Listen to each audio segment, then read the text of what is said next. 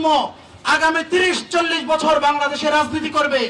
আপনারা যারা বাংলাদেশের রাজনীতির সাথে যাদের কোনো সম্পর্ক নাই, এই তরুণ প্রজন্মের পালস যারা বুঝতে পারেন না, এই তরুণ প্রজন্মের ভাষা যারা বুঝতে পারেন না, আপনাদের পরিণতিও শেখ হাসিনার মতো হতে বাধ্য হবে। জুলাই গণভোট আপনাদের দলীয় সিদ্ধান্তের উপর নির্ভর করে না।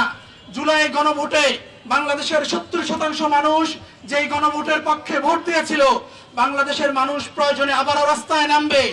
আমরা ছাত্র শিবিরের জনশক্তিরা বিগত সময়ে আওয়ামী লীগের ঘুম হারাম করে দিয়েছিলাম।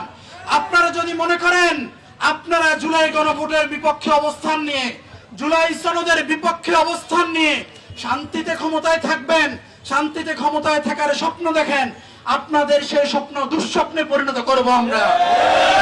রংপুর থেকে যে জুলাই বিপ্লবের সূচনা হয়েছিল, আবু সাইদের উত্তরসূরির দিকে তাকিয়ে দেখুন, আমাদের কারো চোখে আপনারা কোনো ভয় দেখবেন না।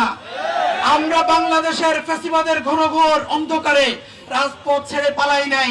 আপনারা যদি নতুন করে ফ্যাসিবাদী রাষ্ট্র কায়েম করতে চান, আপনাদের বিরুদ্ধে, আওয়ামী লীগের বিরুদ্ধে যেভাবে আমরা মাঠে ছিলাম, সেভাবে আমরা পুনর্বার আপনাদের বিরুদ্ধে আন্দোলন গড়ে তুলব। আমরা দেখতে পাচ্ছি জুলাই বিপ্লবের পর এখনো পর্যন্ত আপনারা নিজেরা মারামারি করে নিজ দলের 230 জনের বেশি মানুষকে হত্যা করেছেন।